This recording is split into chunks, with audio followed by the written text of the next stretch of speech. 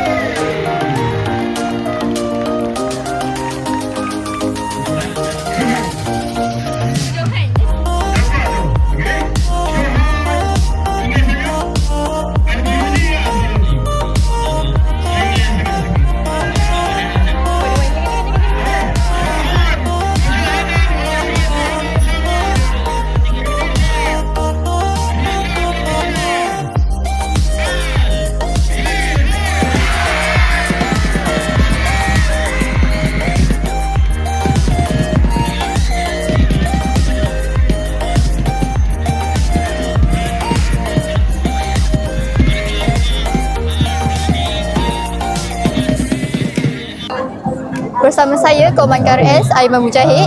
Soalannya adalah, apakah harapan anda dan perasaan anda pada sukan tahun ini dan tahun akan datang? Okey, baik. Terima kasih kepada wartawan kita. Saya Aiman Mujahid Muhammad Khalid Azmi. Harapan saya bagi tahun ini dan tahun hadapan ialah semoga kita punya olahraga tahunan ni semakin maju dan lebih berjiwa saing lah. Okey, lepas tu saya punya perasaan saya pada tahun ini adalah sangat seronok kerana bila saya tengok mereka ni amat bersungguh-sungguh untuk mendapatkan diorang punya medal dan ingin menjuarakan diorang punya rumah sukan sendiri. Itu saja. Terima kasih.